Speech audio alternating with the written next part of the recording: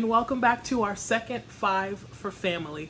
I'm so excited that you guys are back for our second night in the Jesus Storybook Bible. Tonight we have a special guest that's going to read for us. So I want you to remember it's 5 minutes of Bible time, approximately, and then 5 minutes of questions, and then 5 minutes of activities. So, on to our story. Take it away, Mr. Lewis. The terrible lie. Adam and Eve lived happily together in their beautiful new home, and everything was perfect for a while, until the day when everything went wrong.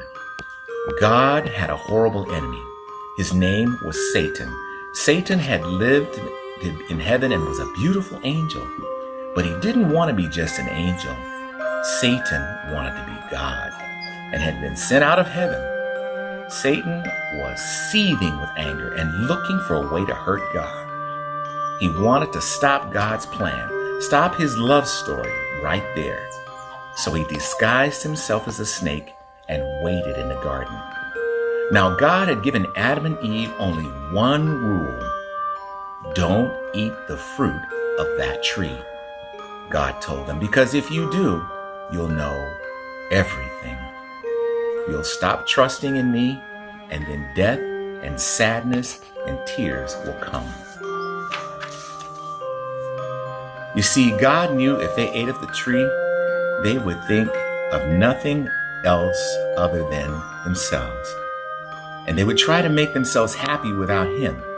But God knew that there was no such thing as happiness without him, and life without him wouldn't be life at all. As soon as the snake saw his chance, though, he slithered up to Eve. He said, "Does God really love you?" he whispered. "If he does, why won't he let you eat this nice, juicy, delicious fruit? Poor you. Perhaps God doesn't want you to be happy." That snake's words hissed into her ears and sank deep into her heart like poison. Does God love me? Eve wondered. Suddenly, she didn't know anymore. "Just trust me," the serpent whispered. "You don't need God. One small taste. That's all, and you'll be happier than you could ever dream." Eve picked the fruit and ate some. Adam ate some too, and a terrible lie came to the world. It would never leave. It would live in every human's heart, whispering in every one of God's children's hearts, "Does God love me?" And it wasn't a dream, it was a nightmare. A dove flew from Adam's hand. A deer darted into the thicket, and it was as if everything was frightened. A chill was in the air. Something strange was happening, and they had always been naked, and now they felt naked and wrong, and they didn't want anyone to see them, so they hid. Later that evening, as God was walking through the garden, he called them, "Children!" Usually, Adam and Eve loved to hear God's voice and would run to him, but this time, they ran away from him and hid in the shadows. "Where are you?" God called. "Hiding," Adam said. "We're afraid of you." "Did you eat of the fruit that I told you not to eat?" God asked. Adam said, "Eve made me do it." "What have you done?" God asked. Eve said, "The serpent made me do it." The terrible pain came into God's heart. His children hadn't just broken the one rule. They had broken God's heart. They had broken their wonderful relationship with him. And now he knew everything else would break. God's creation would start to unravel and come undone and go wrong.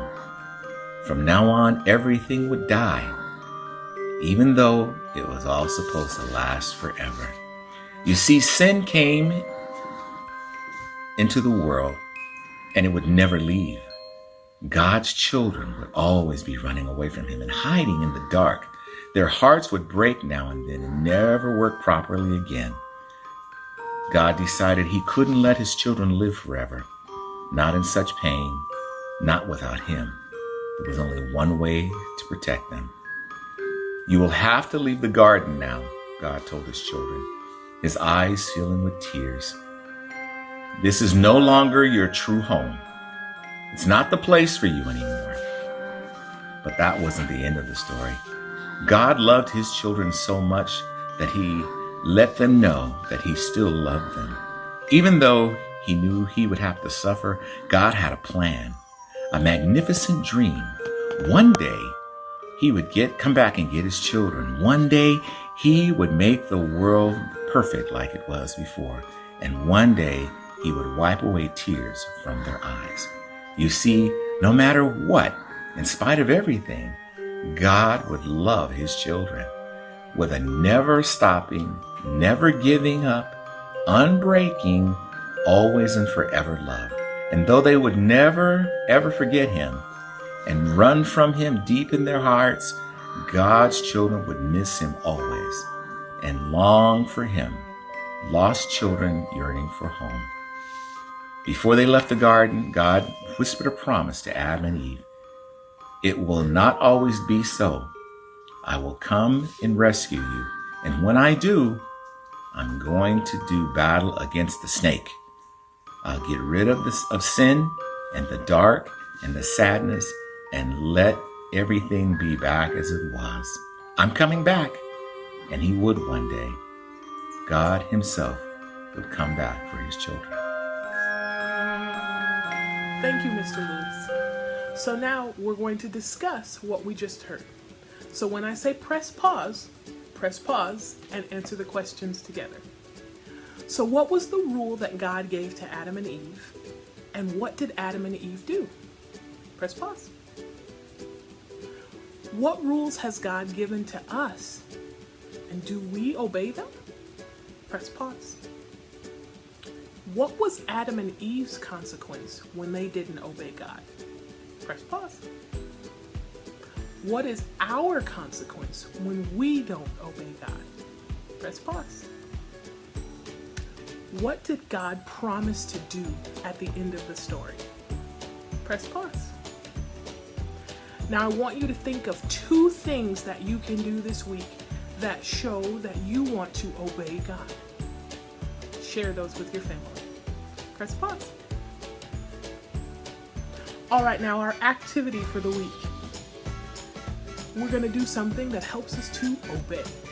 So, you can play Simon Says, you can play telephone, or you can play a board game. If you want to, you can add on to your creation scene from last week with Adam and Eve leaving the garden, or again, you can act it out, you can draw it out, you can build it. Just do something to help reinforce what we just learned. Love you guys so much. Can't wait to hear what your families are doing with these activities. Take care, be safe, and we'll see you soon.